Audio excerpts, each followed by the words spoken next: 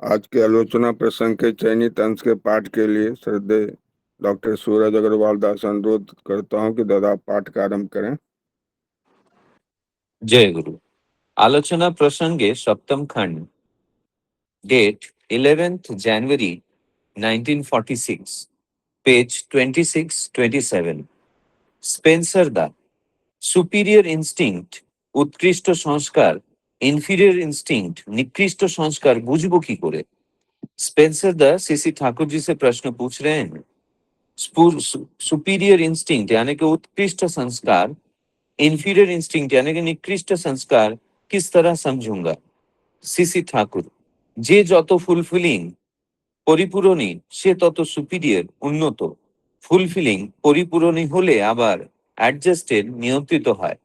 CC Thakur ji प्रश्न का उत्तर देते हुए कहने लगे, जो जितना फुलफिलिंग यानी कि परिपूरणी वो उतना ही सुपीरियर यानी कि उन्नत। फुलफिलिंग यानी कि परिपूरणी होने पर एडजस्टेड यानी कि नियंत्रित होते हैं। स्पेंसर दा के डिसाइड ठीक करबे। स्पेंसर दा कौन डिसाइड यानी कि तय करेगा। सीसी ठाकुर মানুষই ডিসাইড ঠিক করবে।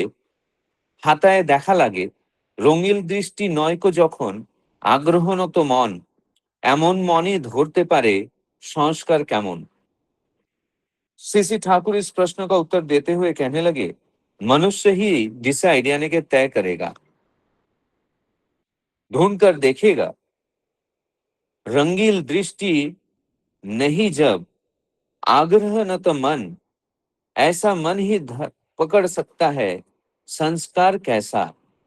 अनबायस्ड पक्षपातहीन অথচ इंटरेस्टेड अनुरागी হওয়া চাই। अनबायस्ड यानी कि पक्षपातहीन लेकिन इंटरेस्टेड यानी कि अनुरागी होना चाहिए।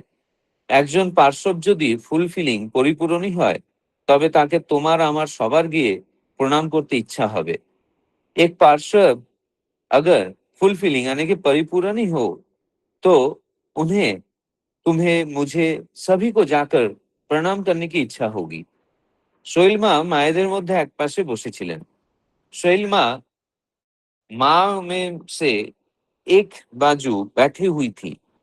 सीसी ठाकुर ताके देखे বিস্ময়ের ভঙ্গিতে বললেন, একিডা রে, ঝাঁকের কই কখন আসে ঝাঁকে মিশে গেছে, আমি ঠাউরও পাইনি। सीसी ठाकुर उन्हें देखकर आश्चर्यचकित भंगिमा में कहने लगे, ये क्या बात है, झुंड का मछली कब आकर झुंड में मिल गई, मैं मुझे पता भी नहीं चला। তা হেমপ্রভার ওখান থেকে এক পাক ঘুরে আসলি নাকি। ठाकुर जी शैलमा से प्रश्न पूछे कि हेमप्रभा के वहां से एक चक्कर घूम कर आई क्या। शैलमा हेसे बोललेन, आज আমার তেমন খিদে নেই। शैलमा हंसते हुए कहने लगी, आज मेरा भूख नहीं है। सीसी ठाकुर, খিদে থাক বা না থাক, তোমার একটা কর্তব্য জ্ঞান আছে তো, ওরা এত কষ্ট করে করছে। सीसी ठाकुर जी इस बात पर कहने लगे, भूख रहे या ना रहे, तुम्हारा एक कर्तव्य ज्ञान है या नहीं, उन लोग इतना कष्ट करके कर रहे हैं। শৈলমা, যা বলেছেন ঠাকুর, আমি ওই ভেবে না খেয়ে পারি না। शैलमा ठाकुर जी से कहने लगी, आप जो बोल रहे हैं ठाकुर, मैं वो सोच कर न खाकर नहीं रह पाती हूँ। सीसी ठाकुर माथा दुलिए, তা তো ঠিকই। সকলের হাস্য। सीसी ठाकुर सर हिलाते हुए कहने लगे, ये तो सही बात है। सभी हंस पड़े। প্রফুল্ল, ঠাকুর, সাধারণত দেখা যায় প্রবৃত্তির পরিপূরণ যারা করে তারা লোকের প্রিয় হয়। प्रफुल्लदा ठाकुर जी से कहने लगे कि ठाकुर, साधारण तौर पे दिखाई देता है कि प्रवृत्ति के परिपूरण जो करते हैं वही लोगों के प्रिय होते हैं। सीसी ठाकुर, প্রবৃত্তির পরিপূরণ নয়, বাঁচা বাড়ার পরিপূরণ যারা করতে পারে তারাই মানুষের সত্যিকার শ্রদ্ধা ও প্রীতি অর্জন করে। सीसी ठाकुर जी प्रफुल्लदा से कहने लगे, प्रवृत्ति के परिपूरण नहीं, बचने बनने के परिपूरण जो करते हैं या कर पाते हैं वही मनुष्य के सचमुच के श्रद्धा और प्रीति अर्जन करते हैं। সে গল্প জানো না, জানো তো। ठाकुर जी प्रफुल्लदा से पूछे कि वो कहानी तुम जानते हो। এক ছিল মাসি, সে তার बुनपो के खूब लाई दी। तो एक मौसी थी, वो अपने भांजे को बहुत छाय देती थी। বুনপো মিথ্যা কথা বলুক, চুরি করুক, সব তাতেই তাকে লাই দিত, সমর্থন করত। শেষটা একদিন সে চুরির দায়ে ধরা পড়লো। भांजा झूठ बात कहता था या चोरी करे, सभी में वो उसे शय देती थी, समर्थन करती थी। आखिर में एक दिन चोरी के इल्जाम में पकड़ा गया। जज বিচারক তাকে জেল দিয়ে দিল। जज यानी के বিচারক उसे জেল का सजा सुनाया। সে তখন মাসিকে ডেকে বলল, মাসি, আমি তো চলে যাচ্ছি, আমার যাবার আগে তোমার কানে কানে একটা গোপন কথা কয়ে যাব। तब वो भांजा मौसी को बुलाकर कहने लगा, मौसी, मैं तो चला जा रहा हूँ, जाने से पहले तुम्हारे कान में मैं एक गोपन यानी के रहस्य का बात कहना चाहता हूँ। मासियों सरल বিশ্বাসে এগিয়ে আসলো। মসি भी सरल विश्वास के वजह से आगे आई। বুনপো তখন খচমচ করে মাসির কান কামড়ে দিল। भांजा तब बहुत जोर से मौसी का कान को काट लिया। মাসি উচ্চ স্বরে কেঁদে উঠল। মসি বহুত জোর সে রো পড়ি। তখন সে বুনপো বলল, তুমি আমাকে লাই দিয়ে দিয়ে তো এই অবস্থায় এনেছো। গোড়া থেকে আমাকে যদি শাসন করতে, তাহলে আজ আমার এই দুর্দশা হতো না। तब वो भांजा कहने लगा कि तुम ही मुझे छाया देते देते आज इस अवस्था में लाई हो। शुरुआत में अगर तुम मुझे शासन करती, तो आज मेरा ये दुर्दशा ना होता। সবাই সেই কথা শুনে অবাক। সবই ये बात को सुनकर आश्चर्यचकित रह गया। রাজনৈতিক ক্ষেত্রে দেখা যায় বহু নেতা মানুষের প্রবৃত্তিতে উস্কানি দিয়ে তাদের কাছে পপুলার, প্রিয় হয়ে ওঠে। কিছুদিন বাদে হয়তো আবার দেখা যায় লোকের হাতে তাদের দুর্দশার সীমা থাকে না। राजनीतिक क्षेत्र में दिखाई देता है कि बहुत सारे नेता मनुष्य के प्रवृत्तियों को शय देकर उनके निकट पॉपुलर यानी कि प्रिय हो उठते हैं। लेकिन कुछ दिनों बाद शायद से ये दिखाई देता है कि लोगों के हाथों से उनका दुर्दशा की कोई सीमा नहीं रहती है। কিন্তু নেতার যদি নেতা থাকে, সে যদি তাকে অনুসরণ করে, আত্মনিয়ন্ত্রণ করে এবং তাকে যারা অনুসরণ করে তাদেরও যদি আত্মনিয়ন্ত্রণের পথে পরিচালিত করে, তাহলে কিন্তু এমনতর विडंबना सहित है ना। लेकिन नेता का भी अगर नेता रहे, वो अगर उन्हें अनुसरण करे, आत्मनियंत्रण करे और उन्हें जो अनुसरण करते हैं उन्हें भी अगर आत्मनियंत्रण के पथ पे परिचालित करे, तो लेकिन ऐसी विडंबना नहीं सहना पड़ता है। সকলেরই ভালো হয়, सभी का अच्छा होता है। जय गुरु। जय गुरु दादा।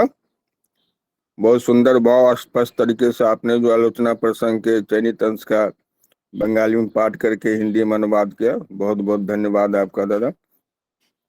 आज का जो प्रसंग उसको मैं कुछ मेन पॉइंट्स हिंदी में बोल देता हूँ।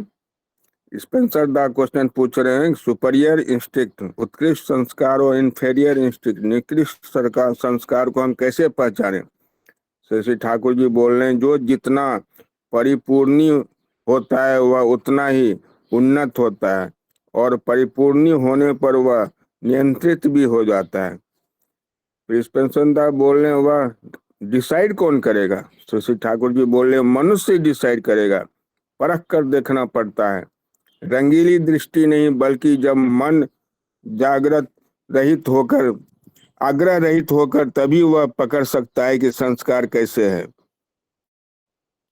इसके बाद जो है शैलजा माँ से ठाकुर जी की बातचीत होती है, वो प्रकरण यहाँ पर। फिर जो है प्रफुल्ल दा क्वेश्चन पूछते हैं, ठाकुर सामान्यतः देखा जाता है कि जो लोग अपनी प्रवृत्तियों को की परिपूर्ति करते हैं वे लोगों के प्रिय हो जाते हैं। श्री ठाकुर जी बोल रहे हैं, प्रवृत्तियों की तुष्टि नहीं बल्कि जीवन के संरक्षण और विकास की पूर्ति जो लोग कर सकते हैं वही मनुष्यों की सच्ची श्रद्धा और प्रेम प्राप्त करते हैं। और उसके लिए ठाकुर जी दो कहानी बोलते हैं, एक मौसी के बारे में, दूसरा जो है एक राजनीतिक क्षेत्र का भी एग्जाम्पल देते हैं। तो आज का ही प्रसंग है। आज के जो हमारे प्रथम आलोचक हैं सरदेया रीना किशोर माँ, तो अनुरोध करता है कि माँ आप 5 मिनट के लिए आलोचना करें। आपका जो फर्स्ट क्वेश्चन है उस पर आलोचना कर सकते हैं माँ। जय ओम प्रकाश दा और राकेश दा, वीडियो ऑफ कर दीजिए प्लीज। सभी को हृदय से आनंद जय गुरु। स्पेंसर दा बोल रहे हैं उत्कृष्ट संस्कार और निकृष्ट संस्कार को हम कैसे पहचानेंगे। श्री ठाकुर बताते हैं जो जितना परिपूर्णी होगा वह उतना ही उन्नत होगा। जिस तरह कहते हैं प्रेम न जय बाड़ी गुरु, उपजे, वॉल्यूम नहीं आ प्रेम रही है। नहीं आ रही आवाज? क्लियर आ रहा है, क्लियर आ रहा है, आ रही है आवाज। क्लियर आ रहा है। जिस तरह बोलते हैं प्रेम न बाड़ी उपजे, प्रेम न हाट बिकाए, उसी तरह संस्कार भी तो बाड़ी में नहीं उपजता है न तो हाट में बिकता है। उत्कृष्ट संस्कार और निकृष्ट संस्कार को पहचानने के लिए ठाकुर जी बोले हैं जब मन आग्रह रहित होता है तभी वह पकड़ सकता है कि संस्कार कैसा है। विवाह में किसी तरह का व्यतिक्रम नहीं रहने से सहजात संस्कार जो है उसका जो उसको मेरुदंड कह सकते हैं, मेरुदंड ठीक रहता है। इसी से मनुष्य का पहचान होता है कि संस्कार अच्छा है। नहीं रहने से वह बहुरूपिया की तरह बन जाता है। वंश गति यानी वंश धारा जो चलता है, वंश गति या संस्कार, सहजात संस्कार से अर्जित विद्या ही एक दिन महा सहजात संस्कार बन जाता है। अच्छा जन्म के लिए उपयुक्त विवाह के साथ साथ माता पिता का अच्छा संस्कार होना चाहिए। पारिवारिक चाल चलन अच्छा होने से ही संतान के संतति देखकर प्रेरणा पाएगा। पारिवारिक शिक्षा अच्छा नहीं रहने से किताबी शिक्षा जितना भी हो उसे मनुष्य का अभ्यास व्यवहार सुनियंत्रित नहीं होगा। सबसे बड़ी बात है जीवन को केंद्रायित होने के लिए सदगुरु से दीक्षा लेकर निष्ठा के साथ उनका निर्देश पालन करना चाहिए। मनुष्य अपने बीजगत संस्कार के अनुसार ही पोषण संग्रह करता है। जन्मगत संस्कार यदि नहीं रहे अच्छा तो परिवेश एवं शिक्षा से उसे अच्छा नहीं किया जा सकता। जिसकी प्रकृति ही भ्रष्ट रहेगा उसे सुशिक्षित करने के बावजूद शिक्षा शक्ति के माध्यम से वह अच्छी तरह से दुष्ट कर्म करेगा ही। जन्मगत वैशिष्ट बदला नहीं जा सकता। मनुष्य का अंतर्निहित सद्गुण को विकसित कर अनियंत्रित प्रवृत्तियों को नियंत्रित किया जा सकता है। पुरुष एवं नारी दोनों जब इष्टनिष्ठ होंगे, नारी की स्वामी भक्ति जितनी अटूट होगी वह वंश परंपरा में उतना संतान की आयु की वृद्धि होगी। प्रतिलोम विवाह होने से वंशानुक्रमिकता की धारा कट कर नष्ट हो जाती है। शैल माँ बाल विधवा नारी हैं, पौना से ही साथ में आई है ठाकुर के साथ, उनकी इच्छा पूर्ति नहीं हुई है। हमारे परम पिता उनका ख्याल रखते हैं, कहते हैं इस अभागन बेटी का मैं पिता हूं, कोई तो नहीं है इसका। वृत्ति प्रवृत्ति को की चर्चा चली है। ठाकुर जी कहते हैं प्रवृत्तियों की तुष्टि नहीं बल्कि जीवन के संरक्षण और विकास की पूर्ति जो लोग करते हैं वही मनुष्य की सच्ची श्रद्धा और प्रेम प्राप्त करते हैं। जो लोग करते हैं वही मनुष्य का सच्ची श्रद्धा भी प्रेम प्राप्त करते हैं। बचपन में मैं देखी थी मेरे पापा जो थे निस्वार्थ भाव से सभी को पूरी लाइफ उनको देखे हैं कि इस तरह से करते रहे हैं। अभी अभी फेरी वाला बोल करके गया, एक फल खरीदे, अमरूद बोले कि ले लो 1 किलो ले लो, चलो तब तक दूसरी एक लेडीज आ गई अमरूद बेचने के लिए और कह रही कि मेरा बोहनी नहीं हुआ डॉक्टर साहब। पापा कहते जाओ इससे भी ले लो नहीं तो उसका बाल बच्चा क्या खाएगा। ऐसे ही उनका जिंदगी चलता था। गांव में सच्ची श्रद्धा प्रेम के का गुणगान करते हैं। आज भी लोग कहते हैं डॉक्टर साहब जैसा महान आत्मा कहाँ देखने को मिलता है, सिर्फ कहानी रह गई है। फिर वहाँ ठाकुर जी जो मौसी भांजा की कहानी के ऊपर जो बात चलती है उस पर भांजे के झूठ चोरी और हर बात में पक्ष लेकर समर्थन कीजिए कि जिसके कारण अपराधी बनकर आज खड़ा हो गया है, जेल की सजा मिल रही है। तो भांजा मौसी को कान काट लिया, मौसी अनुशासन में रखती है, आज उसका नारकीय जिंदगी हो गई है। अगर वैसा मौसी उसको नहीं करती, इस तरह से बढ़ावा नहीं देती तब नहीं होता। ठाकुर जी की एक वाणी है, मन व्यस्त लाख धंधे में इस धंधा ही बहन नहीं किया, फिर भी दया निधि की चाहते मति क्षण ये भी समझ न पाया। राजनीति की चर्चा चली है। ठाकुर जी कहते हैं अनेक नेता लोग प्रवृत्तियों को उकसाकर उनके बीच पॉपुलर बन जाते हैं, फिर उन्हीं लोगों के हाथों उनकी दुर्दशा की सीमा नहीं रहती है। ठाकुर जी की बानी है, इस नहीं है जिस नेता को जम दलाल ही समझो उसको। ठाकुर जी कहते हैं यदि नेता का कोई आदर्श नेता हो आम मतलब होता है संपूर्ण, दर्श मतलब होता है देखना। नेता उसका अनुसरण करे, आत्म संयम रखे, तो जो लोग उसका अनुसरण करते हैं उन्हें भी आत्म संयम के मार्ग पर चलाए, तब ऐसी विडंबना सहनी नहीं पड़ती है, सबका ही कल्याण होता है। परमपिता ऐसा ही बोले। मेरी वाणी यहीं तक समाप्त करती हूँ मैं। परमपिता के राधा में सभी की मंगल कामना करती हूँ। जय गुरु दादा, सभी को हृदय से जय गुरु। जय गुरु। बहुत सुंदर माँ आपकी आलोचना। आज कुछ नए लोग ज्वाइन किए हैं, मैं उनका स्वागत करता हूँ इस मंच पे। पहला नाम बोलता हूँ श्रद्धेया स्वागती दास माँ। वो जज हैं फैमिली कोर्ट खुर्दा उड़ीसा से। जय गुरु माँ। स्वागती दास माँ, जय गुरु। जय जय गुरु। हाँ जय गुरु माँ, आपका स्वागत है थैंक हमारे यू। द्वार। और जो है दूसरे दादा हेमंत पाल दा। जय गुरु दादा। जय गुरु हेमंत पाल दा, आपका स्वागत है इस मंच पे। अभी हमारे जो नेक्स्ट आलोचक हैं श्रद्धेय ब्रजेश कुमार दा, जो मुंबई से हैं। दादा आप 10 मिनट के लिए जो आलोचना करें, आपका टाइम होता है 6:53 तक। जय गुरु। वंदे लोक तिलकम सात्वत्वार्थ विभूषणम अमर कृत्योत्सारणम प्रबुद्ध लोक जीवनम प्रणय प्रमत्त याग दीपनम वंदे जीवन जीवन शतपुरुषम। आप सभी को जय गुरु। आज जो भी हम लोग आज सुबह के जो प्रातः वेला जो ये जो आलोचना प्रसंग का जो हर दिन हम ये जो पाठ करते हैं, इनमें हर दिन मैं देख रहा हूँ कि दिन ब दिन ये जो संख्या है वो बढ़ते चले जा रहा है। और इससे यही समझा जा रहा है कि ये जो हमारा एक जो प्रयास है कि हम ठाकुर जी की बातों को अपने लिए जो अपने को रिमाइंड कराने के लिए सब लोग मिल करके एक दूसरे को रिमाइंड कराते हुए और इसमें नए लोगों को जितना हम जोड़ते चले जा रहे हैं, वो एक पुण्य का ही काम हम समझते हैं कि हमारे तरफ से हुए जा रहा है, हमारे जीवन में अज्ञात भाव से ही हो रहा है। लेकिन ये पुण्य बहुत इंपॉर्टेंट है, बहुत काम का चीज होता जा रहा है। अब जो आज का जो डिस्कशन है उसमें पहले आया है कि संस्कार के विषय में आया है, जो स्पेंसर दा उनसे पूछ रहे हैं कि सुपीरियर इंस्टिंक्ट उत्कृष्ट संस्कार एवं इंफीरियर इंस्टिंक्ट निकृष्ट संस्कार को हम कैसे पहचाने। ये पहचान का जो बात है ना, जो इंस्टिंक्ट जो बोला ना, इंस्टिंक्ट, और बाद में उसका ट्रांसलेटेड वर्जन जो दिया गया है वो है संस्कार। लेकिन थोड़ा स्लाइटली डिफरेंस है। जो मतलब मुझे ऐसा लगता है कि इंस्टिंक्ट जो होता है वो रॉ जो हमारा जैसे होता है ना कि जब आपको कोई आप एकदम अनफिल्टर्ड जिसको बोलते हैं ना, कोई अनफिल्टर्ड जो आपका नेचर, वो आपका इंस्टिंक्ट है। जब आप किसी कठिन परिस्थिति में फंसते हैं तो आपका क्या वो रंग निकल के आएगा, क्या वो रिएक्शन निकल के आएगा, वही आपका रियल इंस्टिंक्ट है। अगर आपका कोई मान लो कि कुछ आपका नुकसान हुआ, उस वक्त आप क्या मन में रॉ भाव आता है, वो शायद आपका इंस्टिंक्ट है वही।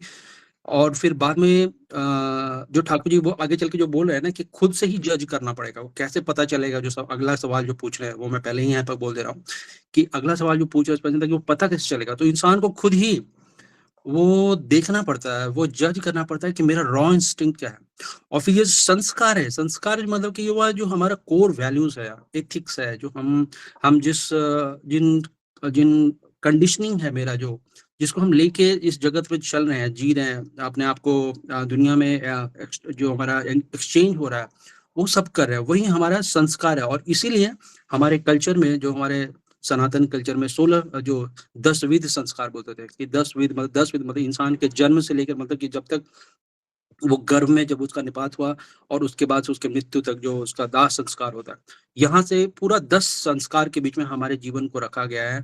ताकि तो ये रखा ही इसीलिए गया था कि हमारे जीवन में जो है वो जो वैल्यूज है, हर स्टेज का एक अपना महत्व है। उस महत्व को समझाने के लिए हर जीवन के उन लैंडमार्क्स को आइडेंटिफाई करता था वो सभी जो 10 विध संस्कार होते थे।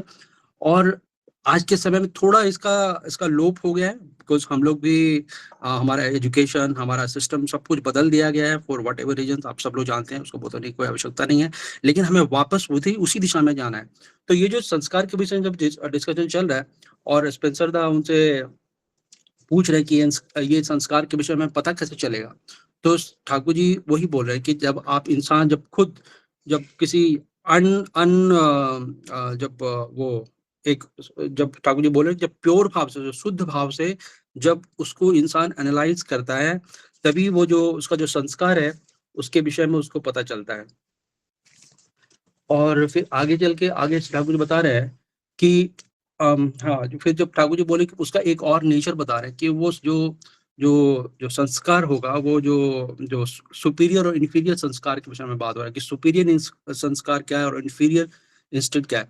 तो जो सुपीरियर इंस्टिंक्ट मतलब सुपीरियर मतलब कि जो जो सर्व पूर्ण है, मतलब कि जो जो पूरे जो सबको सबका ख्याल रखता है। जैसे कि हम लोग देखते थे कि अभी भी आप देखेंगे कि घर परिवारों में जिन घर में 3-4 बच्चे होते हैं, हर बच्चे का नेचर अलग होता है, खाद्य स्वाद अलग है। मेरे घर में 2 बेटियां हैं, दोनों बेटी का टेस्ट बिल्कुल, एक को दही पसंद है, एक को दही बिल्कुल पसंद नहीं, एक को काजू पसंद है, एक को काजू पसंद नहीं है, एक को कोई फ्रूट पसंद है, दूसरे को फ्रूट पसंद नहीं है। लेकिन जो घर में जो माँ होती है, उन सभी को परिवार में किसी को कुछ पसंद है, किसी को कुछ पहले मैं देखा था, मेरी दादी थी या नानी लोगों को मैं देखता था कि वो सबके लिए खाने में सबका टेस्ट को ध्यान में रखते हुए कुछ ना कुछ ऐसा करेंगी जिससे कि वो सबके लिए वो सहज हो जाए, सबके लिए एक्सेप्टेबल हो जाता है।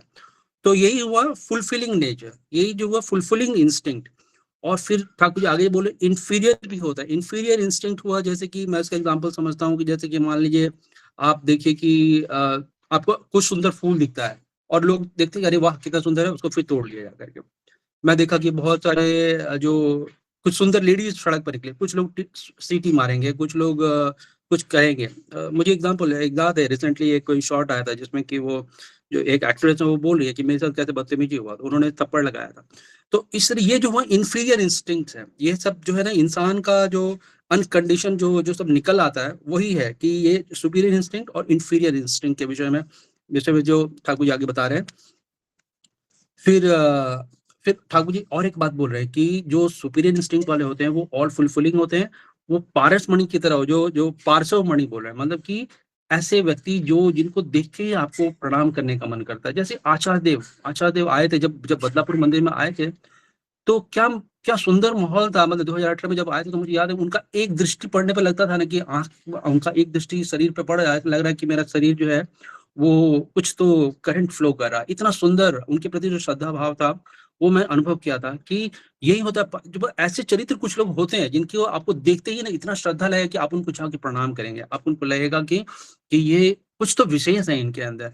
और यही होता है कि वो फुलफिलिंग होते हैं। वो समाज का कोई भी जो समाज ही क्यों, व्यक्ति हुआ या फिर आप कहिए कि प्रकृति में जो कोई जीव जंतु हुआ या फिर पौधा हुआ, वृक्ष हुआ। ठाकुर जी परफेक्ट एग्जांपल है कि एक पक्षी, एक पौधा, जो पौधा, एक जीव जंतु, व्यक्ति, सबके लिए उनका एक ही तरह का भाव है। सबके लिए वो एक पिता समान ही है, पिता तुल्य ही उनका व्यवहार है। यही हुआ फुलफिलिंग वाला जो नेचर हुआ। और उसके बाद जो एक प्रसंग आता है उसमें शैलमा और ठाकुर जी के साथ जो वहां पर मतलब कि जो बातचीत हो रहा है वो खाने के विषय में बातचीत हो रहा है, एक विनोद का माहौल है। मेरे नाना जी बताते थे कि जब वो ठाकुर जी के पास रहते थे, वो बताते कि ठाकुर जी बहुत ही विनोदी नेचर के थे। दोपहर के समय में वहां पर कुछ ना कुछ ऐसा कुछ विनोद का एक्टिविटी वो करवाते थे कि जैसे कि मालों के बीच में कोई झगड़ा झंझट हो गया कुछ, और फिर उसी कलह कुची में ठाकुर जी फिर थोड़ा आराम भी कर लेते थे। तो ये हमको दिखाता है कि हमारे नेचर में वो सब कुछ होना चाहिए। वो विनोद का जो भाव है ठाकुर जी के अंदर में था, वही वो वहां पे इस इंस्टेंस में आ रहा है। फिर आगे चल के जो ठाकुर जी बोल रहे हैं कि जो प्रश्न पूछा जा रहा है कि प्रवृत्ति के समय में संबंध में पूछा जा रहा है कि जो लोग प्रवृत्ति की फुलफिलिंग में ही लगे रहते हैं उन्हीं को ठाकुर जी बोल रहे हैं नहीं, जो धर्म का पालन करते हैं। धर्म का जो डेफिनेशन ठाकुर जी क्या बोले, बचना और बढ़ना। तो जो लोग बचने और बढ़ने के पथ पर जो उसको अच्छे ढंग से फुलफिल कर पा रहे हैं, वही लोग रियली में जो जो सत्ता को बचाते हैं, वही सत्ता को आगे बढ़ाने का जो काम कर रहे हैं। फिर आगे चल के ठाकुर जी उस पे राजनीति का जो जो एग्जाम्पल आया है कि नेता लोग जो है, हम लोग देख ही रहे हैं कि आज के समय में कैसे नेता लोग कभी कुछ बांटने के लिए कुछ फ्री सामान ले लो, फ्री पैसे ले लो, कैश ले लो, दारू ले लो, कुछ इंसानों को ऑफर करते हैं और फिर लोग उससे वोट ले लेते हैं और फिर लोग अपना वोट ऐसे इधर करते हैं। तो यही तो दिख रहा है ना कि ये जो लोग मतलब लोगों को जो उकसा करके, लोगों की जो क्षुद्र बुद्धि को जगा करके जो लोग बढ़ने की कोशिश करते हैं, वो कभी भी समाज का मंगल नहीं करते हैं। वैसी सरकारें भी जब भी बनती हैं तो वो भी मंगलकारी सरकार नहीं होती है, एक पर्टिकुलर दिशा में वो चली जाती है। और फिर आगे चल के बोल रहे हैं कि जो नेता लोग, जो ठाकुर जी यहाँ बता रहे हैं कि जो नेता के, जो अभी माँ एग्जाम जो है वाणी दी है कि जिस नेता जिनके जीवन में यम दलाल ही समझो उसको, ये जो वाणी है ठाकुर जी का, कि जिस नेता के जीवन में आदर्श नहीं है, वो नेता जो है वो देश के काम आ ही नहीं सकता है। और इसका एक मतलब कैसे बोलूँ मैं, बहुत सारे नेता लोग मैं देखा, एक मैं लाल कृष्ण आडवाणी जी का जीवनी पढ़ा था, माय कंट्री माय लाइफ। उस उसमें आडवाणी जी बहुत सारे, जो आज के समय में जो हम बहुत सारे नेता देखते हैं उस पॉलिटिकल पार्टी में, वो सब उनको आदर्श मानते थे। और वो बहुत सारे लोगों के लिए वो बहुत अच्छा काम भी किए, बहुत लोगों को खड़ा भी किए। तो ये सब लोग आदर्श मानते थे। मैं उनको वही, और वो उसी किताब में से समझ में आया कि एक्चुअली उनके जीवन का जो डिसिप्लिन था, बहुत समय तक आप देखोगे कि आडवाणी जी बहुत समय तक लंबे डिसिप्लिन में अपने जीवन में वो हेल्दी थे, फिट थे, सब कुछ थे। तो वो जो डिसिप्लिन था, वो जो जीवन को चलाने का जो ढंग था, और फिर देश के लिए उनका जो अपना जो करने का ढंग, उसके फिर वो उन्होंने जो और आगे के जो जनरेशन को ब्रीड किया, यही हुआ कि वो जो एग्जाम्पल ठाकुर जी बोलना की कोशिश कर रहे हैं कि जो लोग सत सत्य के पथ पर चल रहे हैं, वो समाज का आगे चल के कल्याण ही करते हैं। तो मुझे लगता है मेरा टाइम तो हो ही गया है, और अपनी वाणी को मैं विराम देता हूँ। आप सभी के जीवन के लिए मंगल कामना करते हुए, जय गुरु। जय गुरु दादा, बहुत सुंदर आलोचना आपका। जिसके जीवन में इष्ट नहीं है, इष्ट का होना बहुत जरूरी है। कोई भी हम प्रोसेस में, कोई भी, जब इष्ट हमारा आदर्श आइडियल रहेगा, तभी हम जो है उस दिशा में प्रॉपर तरीके से काम कर सकते हैं। अभी हमारे नेक्स्ट आलोचक हैं श्रद्धेय गोविंद लोनकर दा, जो ठाकुर जी के प्यार हैं चाकन से। दादा को अनुरोध करता हूँ दादा आप 10 मिनट के लिए आलोचना करें। आपका टाइम होता है 7:03 तक। जय गुरु विजयदा, जय गुरु। जय गुरु दादा। वंदे पुरुषोत्तम, वंदे पुरुषोत्तम, वंदे पुरुषोत्तम। आज इस आलोचना प्रसंग में उपस्थित मेरे सभी आदरणीय माता वर्ग, इष्ट प्राण गुरु बंधु, सभी को मेरा हार्दिक जय गुरु, यथार्थ प्रणाम, प्रेम प्रीति भालोबासा। बहुत सुंदर आज का विषय, और इतना मार्मिक और बोधपूर्ण विषय है, इसके ऊपर बोलना कितना ठीक होगा पता नहीं। लेकिन हमारे पहले माने और हमारे एक उत्कृष्ट ऐसे भक्त हमारे ब्रजेशदा ने बहुत सुंदर भाव से मैं सुनता था। वो तो अच्छा बोलते हैं, और उनका भी आप इसका विषय पे आप हम सुने, तो थोड़ा मैं भी कोशिश करूंगा कुछ बताने का। तो आज का विषय जो है, जो उत्कृष्ट संस्कार और निष्कृष्ट संस्कार के ऊपर ठाकुर जी को प्रश्न किया गया है, और वो कैसे पहचाने, इसके बारे में हमारे पहले दो वक्ता लोग ने बताया है। तो उत्कृष्ट संस्कार का अर्थ क्या होता है? जीवन में सर्वोत्तम और परिपूर्ण नैतिक, आध्यात्मिक और मानवीय गुणों का समावेश। और ये जो उत्कृष्ट संस्कार है, वो हम सबको एक अच्छा बनाने के लिए, और उसके लिए बचपन से ही मेरे को लगता है कि माँ पिता के माध्यम से जो कुछ हम संस्कार पाते हैं और उनको देख के, तो ये तो भी ठाकुर जी ये बचपन से कैसा उनके ऊपर संस्कार हुए, इसके बारे में ठाकुर जी बहुत बातें करके गए। तो ये जो संस्कार मेरे जीवन में, मैं हमेशा मेरे पिताजी को बहुत मानता हूँ। मेरे पिताजी का जो एक संस्कार आज तक मैं हर क्षण में उनका याद आता है कि हम कैसा चलना है, कैसा बोलना है।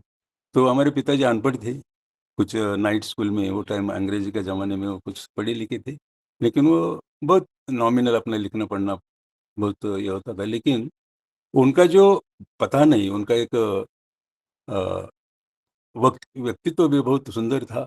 वो हमेशा पगड़ी पहनते थे, एक गंजी और धोती, और उनका हमेशा शुभ्रता के ऊपर बहुत ख्याल करता। खुद अपना कपड़ा धोते थे, सब अपना अपना ही काम करते थे, ज़्यादा कुछ अपने मिसेज को ज़्यादा नहीं करते थे। लेकिन वो एक स्वभाव था, और वो स्वभाव कैसा आया था कि एक पता नहीं, लेकिन एक आदमी का अगर एक वैशिष्ट्य रहता है, उसको वैशिष्ट्य को कोई तो एक आदर्श या आइडियल मिला, तो उसका परिपूर्ण होता है और उसका ऑटोमेटिकली बाहर निकलता है। वो हमारे पिताजी के एक तो सौभाग्य था कि 12 में थे। पिताजी था हमारा बहुत गरीबी था, और वो दूसरे का खेती में जाके वो काम करते थे। लेकिन योगायोग से मैं एक बार बोला भी था कि 12 में थे कि बहुत बड़े पाटिल थे, और उनका आध्यात्मिक जीवन में बहुत बड़ा योगदान था, और वो एक उनका भी एक अलग उनके चरित्र का आभा, और वो दिखने में भी इतना स्मार्ट। तो योगा उसको उनका खेती में उनको काम करने पिताजी को ये मिला, तो उनके साथ पता नहीं, लेकिन वो एक अच्छे आदमी थे। उसको दूसरे के ऊपर कैसा उनका प्रभाव पड़ता तो कैसा बनाते थे, लेकिन पता नहीं वो हमारे पिताजी को काम नहीं करने देते उनके साथ। बारामती सभी जो प्रतिष्ठित व्यक्ति थे उनके साथ रहने का उनको, तो ये संगत बोलते हैं हम। तो पाटिल का और ये आध्यात्मिक कारण और अदर भी जो बारामती वो उत्कृष्ट लोग जो माने गुणी गुणी लोग थे वो ग्रुप में, तो हमारे पिताजी का पता नहीं अनपढ़ एक व्यक्ति किसान काम खेती में काम करने उसको एक साथ मिलता है। तो वो जो देखते आए कुछ साल 10 साल कम से कम उनके साथ थे, और उसका जो परिणाम वो परिणाम हमको फिर पिताजी हम लोगों को बचपन से जो उनका एक बच्चों को कैसा ट्रीट करना है वो उनको बहुत हैंडलिंग रहता है। तो मेरे पिताजी मेरे को समझ में आता है कि कभी मेरे को अपने गोदी में बिठाया ऐसा कभी मैं देखा नहीं। एक ठराविक डिस्टेंस रखते थे, और उनका हमेशा ये था कि अगर आपका घर में कोई बुजुर्ग लोग आते या कोई एक अलग स्थान के लोग आते तो कभी भी सामने नहीं आना है। एक जो आदर है, बड़ों का कैसा आदर करना, कैसा घर में आने के बाद आपका क्या काम है, वो तो अगर आपको कुछ काम के लिए बुलाया तो काम करके इमीडिएट वहाँ से निकल जाना है। ये जो संस्कार थे, तो एक उसमें से क्या सीखने को मिलता है कि अगर हम वो पिताजी बोले तो हम अभी देखो अभी अलग वो टाइप का होगा, कोई आया तो बच्चों लोग ऐसा वो करते, लेकिन हमको एक गर्व होता है, अरे मेरा बेटा ऐसा वैसा है। लेकिन मैं एक बार हमारे पूजनीय सुंटीदा से भी ये बात सुना। सुंटीदा भी जब आते थे चाकन में बहुत पहले उच्च पुणे में, वो जब एडमिनिस्ट्रेशन देखते थे तो कभी कभी काम के लिए आते थे। तो उनके मुख से मैं सुना कि जब ठाकुर जी के बोल रहे थे कि ठाकुर जी परम दयाल भी हमको कभी नजदीक नहीं लगता है कि लिया, पहले कि ठराविक डिस्टेंस। उसका कारण वो आदमी बनने के लिए मेरे को लगता है कि कभी भी वो बोलते कि परम पिता ठाकुर जी हमारे कभी भी सामने या नजदीक कभी भी नहीं लिया, लेकिन वो जो उनका जो ये था शिस्त लगाने का जो था, तो ये हमारे पिताजी ने हमेशा कोई अगर हमारे स्कूल के टीचर आते, प्रिंसिपल आते, तो उसके सामने कभी आना नहीं। तो ये जो संस्कार आज मैं देख रहा हूँ कि ये जो मेरा भारी का, और वो हमेशा बोलते थे कि जहाँ भी जाओ, एक प्रामाणिकता आपका दिखना चाहिए, किसका जो फुकट का खाना नहीं, किसको दुःख हो या किसको ऐसा बातें नहीं करना। ये जो मैं देख रहा हूँ, तो आज वही मेरे को एक आज ये जीवन में मैं पा रहा हूँ। और हमेशा गाँव में उन्होंने अनपढ़ होके भी एक उनके पास एक जो वैशिष्ट है, लोगों को कैसा हैंडलिंग करना। जो 15 साल उन्होंने गाँव में सरपंच का ये किया बिन विरोध, और वो लोगों को कैसा अट्रैक्ट करते थे। ये इधर भी परमपिता बोल रहे कि आपको कैसा लोगों को लगे कि आपको, हम देखते हैं कि परमपिता देवघर में बैठ के आज ये एक मराठी में एक हम बोलते हैं हमेशा कि गुड़ रहता है ना, गुड़। तो ये चींटी रहती, चींटी से एक दूसरा बड़ा एक प्राणी है, वो ब्लैक कलर रहता है, उसको मराठी में मूंगा बोलते, वो हिंदी में क्या बोलते पता नहीं। लेकिन जब जहाँ गुड़ होता है, अभी वो प्राणी भी ज़्यादा दिखता नहीं, लेकिन हम जब देहात में जाते तो दिखता है। तो वो गुड़ के इतना जमा होते थे कि उसका भीड़ एकदम काला काला पूरा वो समूह दिखता था। तो यही हमारे जो परमपिता उसको लोग कैसे अट्रैक्ट होते थे, यही जो बात है, तो ये हमारे अंदर होना चाहिए। तो हमारे पिताजी भी हमेशा गाँव को 15 साल किया, लेकिन लोगों को उनका एक स्वभाव था कि लोगों को कैसा प्रेम से अपने तरफ खींचना, और लोगों को कैसा प्रेम देना, लोगों को ऐसा सेवा देना। अगर रास्ते से अगर गाँव में जाते तो कोई भी आगे सामने छोटा हो बड़ा हो, वो अगर रुकते थे और उनका सब हालचाल पूछते थे। ये जो संस्कार, ये जो प्रेम करने का जो तरीका है, कहीं न कहीं उनका जो कुछ तो भी एक आइडियल के साथ, कुछ तो भी उत्कृष्ट के साथ उनका साथ 10-12 साल रहने के कारण वो जो गुण उनके अंदर आया, यही एक संस्कार होता है। और यही संस्कार, और हमारे ठाकुर जी बोलते हैं कि हमारे बच्चों लोगों को उसमें ज़्यादा करके बोलते हैं कि इष्टभूति करना है। आज स्कूल में ठाकुर बोल रहे थे कि इष्टभूति का शिक्षा में उसका ये होना चाहिए। उसके कारण तो वो बच्चे लोग को भी और शिक्षक लोग का भी काम है, बच्चों लोग को ऐसा संस्कार देना। ये और जो हर तरह का काम, मैं जब छोटा था तो हमारा बहुत बड़ा वो पाटिल का खेती था, उसमें पिताजी काम करते। 135 एकर्स तो हमारे पिताजी अगर हम स्कूल से आते कुछ टाइम मिला तो हमको खेती में काम करने को कर लगाती थी। कैसा पानी देना है, कभी फल फूल कैसा तोड़ना है, और खेती का कुछ मशागत होता है कैसा करना है, सब हम काम किया है।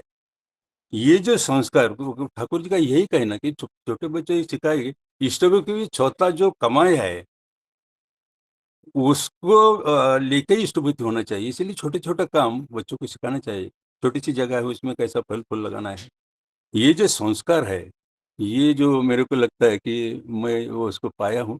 और दूसरी बात, ये तो हो गया पिताजी के संस्कार, लेकिन बाद में कुछ दिन के बहुत साल के पहले बाद परमपिता का जो दीक्षा के माध्यम से मेरे को उनके चरण में जाने को मिला, फिर और उसमें बढ़ोतरी हो गया और फिर और एक अलग ज्ञान की प्राप्ति हुई। जो ठाकुर जी ने बोला, जो लोगों के साथ सत्संग में जाने के बाद, जब देवघर जाते में आचार्य परिवार को देखते थे हम, कि लगता था कि वो परिवार इतना कैसा लोगों को बनाने के लिए सिंपल तरीके से रहते हैं। वो सूर्यवंशी के कारण मेरे को अगर एकदम अंदर जाने को भी मिला, सब उनका जो रहने का एक सिंपल साधारण तरीका देखा, तो वो तो क्या इतना और कुछ सोफिस्टिकेट बोले तो बहुत चैन से रह सकते, लेकिन नहीं, उनको कुछ कम नहीं है। रोज़ नया कुछ लो, इतना सारा करोड़ों लोग रुक है, अगर कुछ करने को जाएगा तो उनको क्या कुछ भी बहुत बड़े आराम से रह सकते हैं, लेकिन नहीं, वो हमको सिखाते हैं कि हमको सुंदर तरीके से ये जो संस्कार है मीन्स वही है। और निष्कुछ संस्कार कब आता है? एक परमपिता ने एक उदाहरण दिया है कि जो मौसी का वो कुछ भी बुरा होगा तो वो अच्छा उसको बढ़ावा देती थी, और बाद में जब उसको जेल का ये जज सुनाते हैं तो वो अपना मौसी का कान में चबा ये करते चावा मारते। तो ये जो वो है, अगर हम वो बचपन से ही उनको अच्छे संस्कार देते हैं, मेरे को लगता नहीं कि आज मैं वही पा रहा हूँ कि हमारे पिताजी ने कभी भी अ, स अपने नज़दीक नहीं, एक सड़क दिशा लेके जो पाया हो, ये आज मैं समझता हूँ कि वो अभी भी हमारे पिताजी नहीं है।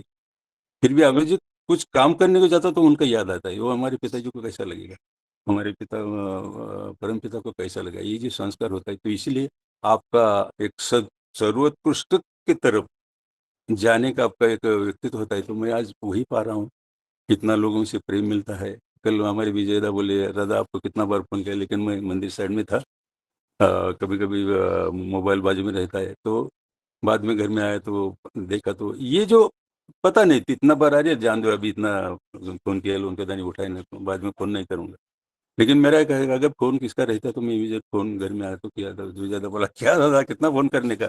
ये जो बात है, वो जो प्रेम का बात है, क्यों होता है? ये अच्छे संस्कार का ये कि मेरे को समझता है, और ये मैं पा रहा हूँ ये सत्संग के माध्यम से, और इसी कारण ये शुद्धता है संस्कार का जो, और निष्कृष्ट संस्कार भी हमारे जो लोगों में है, वही एक बढ़ावा माँ-पिता से ही मिलता है।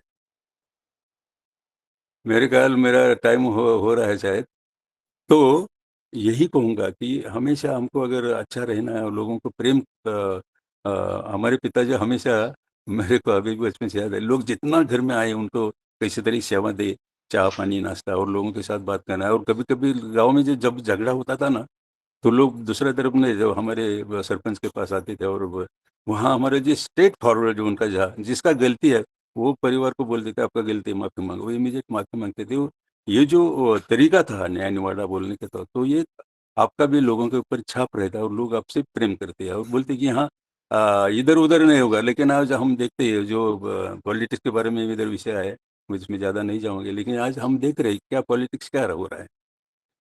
कल मैं हमारे अभी चल रहा है ना महाराष्ट्र और तो हम लोग माइतीदा हमारे मंडल का हम वहाँ जगह के लिए वो बालेवाड़ी में जो हॉल का चल रहा है, उधर तो हम गए थे। वहाँ के जो आयुक्त थे उनको मिलने के गए, कुछ अर्ज देने का था जगह के लिए, तो वो नहीं थे, उनके असिस्टेंट थे। वो मराठी आदमी है मोरे करके, बहुत बढ़िया आदमी है। तो उनको हम एप्लीकेशन देने, तो बातें चल रहा था, तो भाई सब पहचान वाले में मंडल ने बोला ये बारामती के है, तो बारामती के बारे में उन्होंने एक विनोद किया, बारामती बहुत करामती है, जो चल रहा है उसके बारे में उन्होंने बोला। तो ये जो है आज का जो देख रहे हैं कि मेरे को लेना देना है, मेरा एक बार हम खासदार बने, मेंबर कुछ बने, मैं खाली मेरे लिए सोचूंगा। ये जो पॉलिटिक्स के बारे में भी इधर ठाकुर बोले ना, जिसके अंदर जय गुरु अगर दादा। आदमी हाँ, हो गया दादा। तो यही बात है, तो यही कहूँगा, अच्छे संस्कार से हमारा एक उन्नति होता है, समाज में हमारा एक अलग प्रभाव रहता है। इतना ही कह के मैं मेरा 2 शब्द खत्म करता हूँ। जय गुरु, वंदे पुरुषोत्तम, वंदे पुरुषोत्तम, वंदे। बहुत सुंदर दादा आपका आलोचना संस्कार के बारे में अपने फैमिली पिताजी का जो आपने किया, ये तो हर में से लगता है कि जो कुछ हम गलत करते हैं तो हमें लगता है कि नहीं मेरे जीवन में आदर्श है, ठाकुर जी हैं तो उनका प्रतिष्ठा तो नहीं हो रहा है, मेरे पिताजी कैसे थे, माताजी, तो उनका भी विचार आता है कि अगर हम ऐसा कुछ गलत करेंगे तो फिर उनके प्रतिष्ठा पर तो हाथ नहीं आएगी। ये सब अब जस्ट दिमाग में आते रहता है। अभी आगे जो है कंक्लूडिंग आलोचना के लिए मैं श्रद्धेय शशिकांत दास से अनुरोध करता हूँ। दादा ये जो है यहाँ पर स्पेशल दा पूछ रहे हैं कि जो डिसाइड कौन करेगा जो अच्छा संस्कार उत्कृष्ट और जो है निकृष्ट संस्कार जो है, तो ठाकुर जी बोले रंगीली दृष्टि नहीं, बल्कि जब मन आग्रह रहित होता है तभी वह पकड़ सकता है कि संस्कार ऐसा है। यहाँ पर दादा रंगीली दृष्टि नहीं, इसका क्या मतलब है समझाने का प्रयास करेंगे दादा। जय गुरु।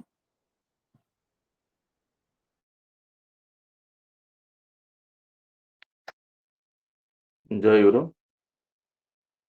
वंदे पुरुषोत्तमं, वंदे पुरुषोत्तमं, वंदे पुरुषोत्तमं।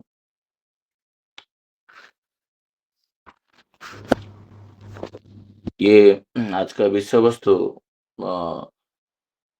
रीना माँ बहुत अच्छे से आलोचना की 5 मिनट में, फिर इसके बाद ब्रजेश दा विस्तृत रूप में पूरा डिटेलिंग किए, और हमारा आदरणीय लंकर दा भी ठाकुर जी का सप्रतिरितिक चाकन से वो जीवनीय उदाहरण देखे, उनका तो ऑलवेज लाइफ में अनुभूति से बोलते हैं, जो बहुत पसंद आता है सुनने के लिए। और आज का विषय वस्तु ये मैं चाहूंगा जितना माँ लोग सब ज्वाइन किए हैं तो एटलीस्ट इनको आज का विषय वस्तु को अभी स्पीकर फोन में डालिए, संभव हो तो बेटा बेटी को पास में बिठाइए, मैं कुछ बातें रखूंगा तो आप सुनेंगे, क्योंकि ठाकुर जी का ये जो बातें है ना, ये परिवार के लिए नित्यानंद आवश्यक। आज का जो विषय वस्तु है वो ऊपर ऊपर से लोग पढ़ते हैं और सुनते हैं, और जीवन जब नष्ट हो जाता है तब फिर सॉल्यूशन मांगने के लिए आते हैं। ठाकुर जी का आज गूढ़ तत्व कुछ बोले हैं तो उसको मैं प्रयास करूंगा मेरा बोध के हिसाब से इसको परिप्रकाश करने के लिए। विजय दत्त जो क्वेश्चन किए उसके ऊपर मैं आलोकपात करूंगा। जो लोग मैरिज नहीं किए आज विषय वस्तु 100% सुनना चाहिए। जो मैरिज कर चुके हैं वो सुन के उनका बेटा बेटी को बताएंगे। ये आ रहा है, ठाकुर जी पूर्व प्रसंग में बोल रहे हैं जे प्रतिलोम विवाह नहीं करना है, सवर्ण अनुलोम करना है, उत्कृष्ट के पास शरण लेना है। यही होता है सवर्ण अनुलोम का मूल भीति। जब तक आपका बेटी को आप बताओगे नहीं और वो ब्लंडर मिस्टेक जब करेगा, फिर सॉल्यूशन के लिए मुझे तो बहुत कॉल आता है, ये बात सुन नहीं रहा है, वो जा रहा है। एक रिसेंटली घटना घटा जहां पर क्षत्रिय का नारी है, पुरुष शूद्र है, मैरिज तो छोड़ा वो लेके चला गया। कर्मी 2 ऋतिक दादा कॉल किए हैं, ऐसे ऐसे हुआ है शशि भाई, क्या करा जाए, मीटिंग हुआ, ये हुआ, अभी रिसेंटली हुआ है। क्यों हुआ वही पूछ रहे हैं आज स्पेंसर दा जो पूछ रहे हैं ना, इज वेरी इंपॉर्टेंट क्वेश्चन। ये लड़की लोग ऐसे क्यों कर रहे हैं, कि लड़का लोग ऐसे क्यों कर रहे हैं? जे सुपरियर इंस्टिक्ट, उत्कृष्ट संस्कार, इंफीरियर इंस्टिक्ट जो बोल रहे हैं ना। मैं कल बोल रहा था जे ठाकुर जी, अशोक दा और विजय दा को, मैं कभी ठाकुर जी के अंदर दोष नहीं देखता था, बट मेरा एक अभिमान होता था कि ठाकुर जी ऐसे क्यों फिर किए, ठाकुर जी तो करना नहीं चाहिए था। आप लायन और टाइगर का मिलन होता है, लियोपार्ड हो गया कि खच्चर हो गया, घोड़े हो गए और ये हो गए, जानवर में तो अलग संप्रदाय आप क्रिएट कर दिए, प्राणी जगत में कर दिए, उद्भिद जगत कर दिए, मनुष्य जगत में क्यों नहीं किए? मनुष्य जगत में करते तो सुपीरियर जो स्पेंसर दा क्वेश्चन पूछ रहे आज पता चल जाता, ये सुपीरियर है, ये इंस्पायर है, इसका आईब्रो ब्लू है, ये प्रतिलोम संतान है, इसका आईब्रो ब्लैक है, ये सवन अनुलोम है। ऐसे तो है ही नहीं, सब समान है। लादेन जी को धोती पहना के हमारा जो व्हाइट कलर का ड्रेस पहना दिए के सत्संग में छोड़ दिया जाएगा, कौन पहचानेगा उसको? उसके पास तो फिर नॉलेज का भंडार है, सारे प्रोटोकॉल को तोड़ देगा, सब कुछ कर देगा। आप कैसे पहचानोगे जो उत्कृष्ट कौन है, निकृष्ट कौन है? विभाव कैसे दोगे? यही ही प्रॉब्लम है। ऑफिस के अंदर आपके साथ जो बात चतुरी कर रहे कि पूरा मालिश कर रहा है, वही तुमको कभी गला काट देगा, आपको पता नहीं चल रहा 3 साल के बाद। बट वो 3 साल के बाद उसका लक्ष्य मैं इसको काटूंगा, और इसके लिए 3 साल तक आपका संपर्क रखता है। कैसे जानूंगा? एक दिन में, फर्स्ट डे में। ये क्वेश्चन है आज, superior instinct, inferior instinct. Thakur ji बोलते हैं जो जितना फुलफिलिंग, परिपूर्ण है, वो उतना ही सुपीरियर, उन्नत है। फुलफिलिंग, परिपूर्ण होने पर एडजस्टेड, नियंत्रित होता है। किसको फुलफिल करेगा? मैं सलमान खान को फुलफिल करूंगा तो सलमान खान का जैसे बाल रखूंगा, सलमान खान जैसे चलता है वैसे चलूंगा। मैं अब्दुल कलाम को फुल करूंगा तो अब्दुल कलाम जैसे बन जाऊंगा। मैं हेनरी फोर्ड को करूंगा तो हेनरी फोर्ड जैसे बन जाऊंगा, जैसे ठाकुर जी माइकल जी को बोले थे। सर्वश्रेष्ठ जो है उनको फुलफिल करो, जो फुलफिल है। ठाकुर जी बोल रहे हैं जिसका जीवन में 12 साल में सोचते नहीं दिखा हुआ है, ठाकुर जी का बात वो सुनता है, करता है, वो फुलफिलर जो होता है, जो फुलफिल करता है पिता माता को, इष्ट आचार्य को, परिवेश परिस्थिति को। एक कुछ दिन पहले 2022 शायद एंड में गए थे, पूजनीय अभिंदा के पास एक व्यक्ति साइड में मैं देखा, उनका बहू उसका ससुर को बोल रहा है, एक बेटा तुमको कुछ पता नहीं। ससुर ऋतिक है और बहू उसको बोल रहा है तुम बैठो, तुमको कुछ पता नहीं है। एक शब्द वो रंग अनबायस्ड होकर आपको देखना पड़ेगा। विजयोदय का जो क्वेश्चन है, आप आसक्त हो जाते हो ये व्यक्ति को, यही ठीक है, नहीं अनबायस्ड, आप बायस्ड नहीं हो।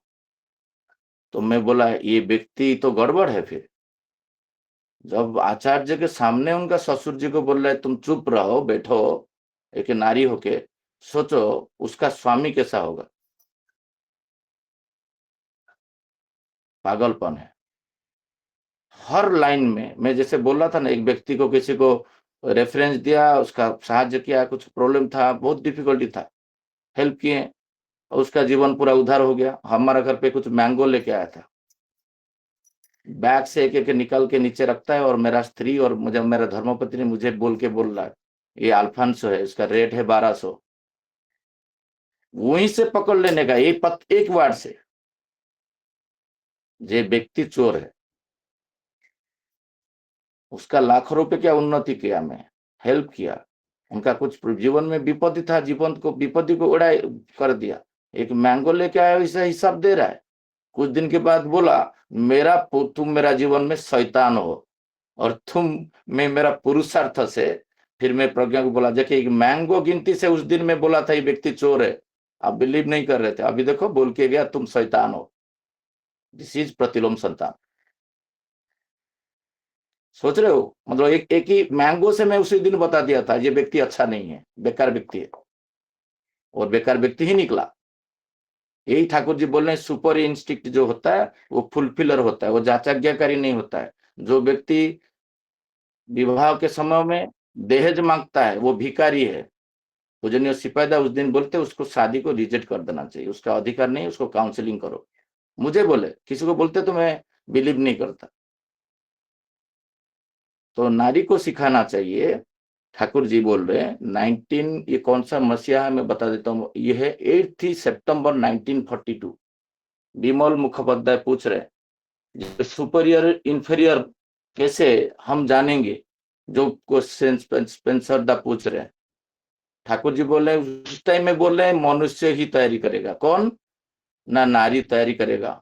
सुपीरियर कौन है, इंफीरियर कौन है ना, वो कैसे होता है? श्री ठाकुर जी को पूछा जा रहा है। ठाकुर जी बोल रहे हैं वंश मर्यादा अभिजात्य को इतना प्रबल मात्रा गौरवान्वित कर दो। जो उत्कल के बारे में, उड़ीसा के बारे में कोई कुछ बोल रहा है, वो झाम पड़ेगा, बोलेगा देखो कलिंग का मैप ऐसा है, फिर उत्कल बना, फिर उड़ीसा बना। उसको कभी कोई साम्राज्य उसको अक्वायर नहीं कर पाया। कुछ भी गौरवान्वित चीज हो, वो नारी को बता दीजिए तुम्हारा पुत्र पुरुष कौन है। वो कोई मेरा एक समसामयिक सस्टेन एल्बम एक साथ लिए थे, 99 में मेरा है, उसका 2000 में है। एक लेडी बाणी भर में देखा हूँ, अभी वो बैंगलोर में अभी शादी किया है। हमारा लाइक माइंडेड है, इसलिए मैं ज्यादातर बात उससे करता था जो कॉलेज कैरियर में।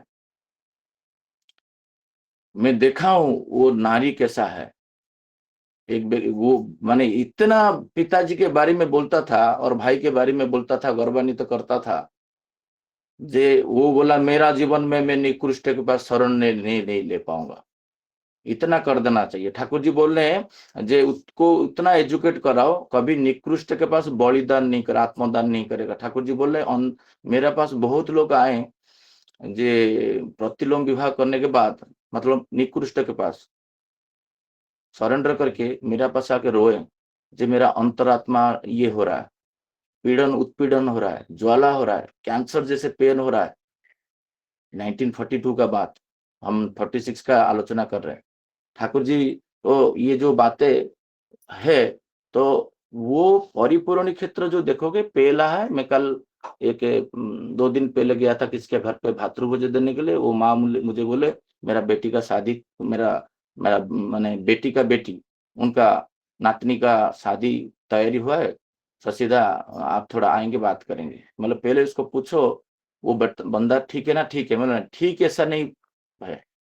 वो लड़का उनका माँ को कितने मानता है। मैं देखा हूँ बहुत सारा कर्मी है जिनका बच्चे 10-10 साल तक सत्संग नहीं जाते हैं, बट स्पीच देते हैं खड़ा होके मंच में।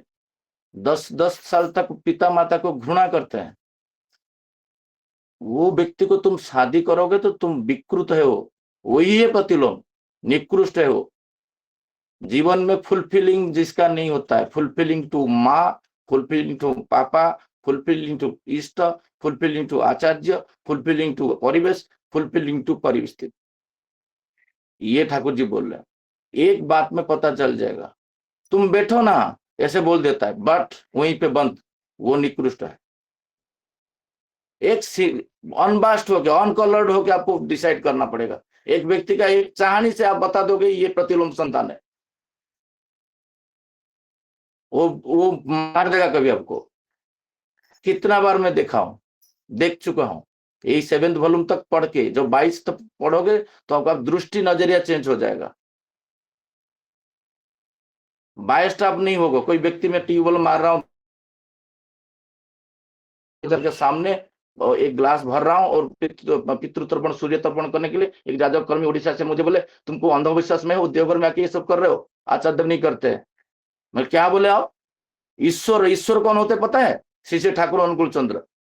मानते नहीं हो आप, इसलिए ऐसे बात करते हो। जाके पढ़ो वॉल्यूम 2 में, अनिवार्य है। आप बायस्ड नहीं हो, अनकलर्ड हो आप, कोई दबाव में नहीं आओगे आप। कोई करे कोई नहीं करे, मैं ही करूंगा। मैं सुपर ईगो को आप इंजेक्ट कर दोगे, वहां पर कोई बोल देगा तुम्हारा, फिर तुम दब जाओगे। नहीं नहीं नहीं नहीं, ये तो दादा तो सही बोल रहे हैं। अनकलर्ड होके आपको सोचना पड़ेगा कौन सा निकृष्ट है, कौन सा ये। ठाकुर जी वो जो 1942 का बोल रहा हूँ ना, 18 सितंबर, वो पढ़िए आप, आपको रोना लगेगा। जो आपको उत्कृष्ट के निकृष्ट के बाद सरेंडर लेने के लिए मन टोटल करेगा नहीं। श्री ठाकुर जी बोल रहे हैं मनुष्य ही डिसाइड ठीक करेगा, परख कर देखना पड़ेगा रंगील दृष्टि है कि नहीं। बल्कि जब मन आग्रहित हो, ऐसा मन ही पकड़ सकता है कि संस्कार कैसा है। एक व्यक्ति जो ठाकुर जी बोले ना नेकेड़ा बाग, माने जो निकृष्ट व्यक्ति होता है उसके अंदर रहता है सेक्सुअली एंग्जाइटी। वो क्या करता है, धर्म पत्नी, धर्म बहन बनाएगा, धर्म माँ बनाएगा, वो सब बनाएगा। ये वाणी को मैं डिटेलिंग पढ़ नहीं रहा हूं, मैं मेरा सामने है, मैं जस्ट भावार्थ बोल रहा हूँ। वाणी पढ़ूंगा तो लंबा हो जाएगा। ठीक 4 साल 5 साल के बाद उसका सारे सेक्सुअल एंग्जाइटी को वो परिपूर्ण करेगा। निकृष्ट व्यक्ति का ये लक्षण है। उसको नेकेड़ा भाग टैगिंग किए हैं ठाकुर जी। बार बार आके नारी को स्पर्श करेगा, दूर रहने का माँ लोग को बता देने का बेटी को। जैसे मेरा प्रज्ञा बोल रहा था ना, कहीं पे विवाह अगर हो रहा था, धर्मपत्नी बोल रहे थे जे वो बार बार आके बोल रहा था जी विवाह से पहले इधर चलो उधर चलो। बाबा के पास आके बैठ के जिद्दी पकड़े बैठा है, वो व्यक्ति जितना भी गुणवान हो उसको मैं शादी नहीं करूंगा। ठाकुर जी बोल रहे हैं नारी नीति में 75 वाणी नंबर, वर्ण पुरुष के नारी लोलुपता। निकृष्ट कौन होता है? ब्राह्मण भी निकृष्ट हो सकता है शूद्रों के पास। ठाकुर जी कैसे बोल रहे हैं उसका रखिए। ऐसा नहीं जे आप सुपीरियर के वर्ण ब्राह्मण है और ब्राह्मण में शादी किए और वो हो गया सवर्ण अनुलोम, ऐसा भी नहीं है। ठाकुर जी जो बोले मैं बता रहा हूँ, निकृष्ट किसी को बोला जाता है।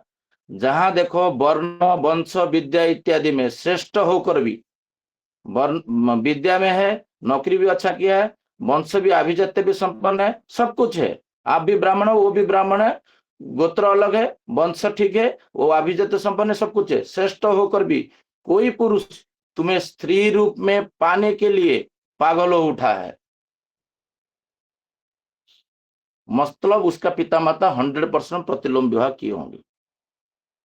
उस पर संदेह करो, नहीं उनका पिता नहीं तो उनका पिता 32 पीढ़ी में कोई किया होंगे, 32 बार्थ में कोई ना कोई प्रतिलोम किया होगा, नहीं तो वो ऐसे साधारण भाव से पुरुष ये नहीं होगा।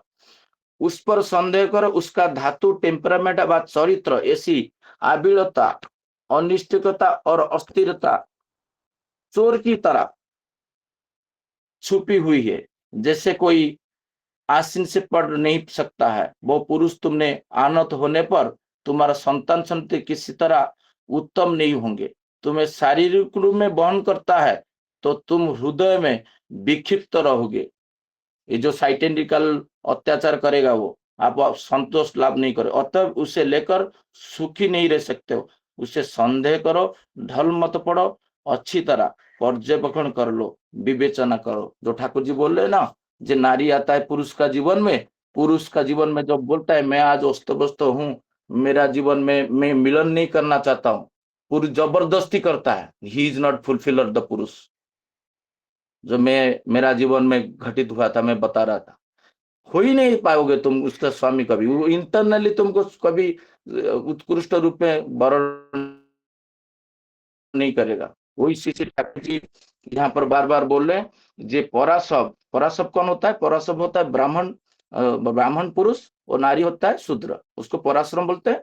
और ईस्टर्न में जो जगत में अलग नाम पे बोलते हैं, नमशूद्र बोलते हैं इसको। ठाकुर जी यहाँ पर क्या बोल रहे हैं? यदि नमशूद्र पराशर फुलफिलिंग परिणत हुए, मैं आज चक्रवर्ती, ठाकुर जी बोल रहे हैं मैं भी प्रणाम करने के लिए उत्कृष्ट के प्रति चला जाएगा मन। ठाकुर जी बोल रहे हैं यहाँ पर, उससे तुम्हें हमें मतलब ठाकुर जी भी आते हैं, हमें सबको जाकर प्रणाम करने की इच्छा होगी, पराशर को भी, इवन माता शूद्र होने के बावजूद। तो उत्कृष्टता होता है ब्राह्मण। ठाकुर जी बोलते हैं ना सब लोग ब्राह्मण बन पाएंगे, ये उत्कृष्टता देखना पड़ेगा उसका पिता माता और इष्ट आदर्श परिवेश पर, सोर्स के पीछे कितना अटैच है। एक झलक में आपको पता चल जाएगा ये निकृष्ट है कि उत्कृष्ट है। इतना बोल के मेरा वाणी को यहीं पे विराम देता हूँ। जय गुरु सबको।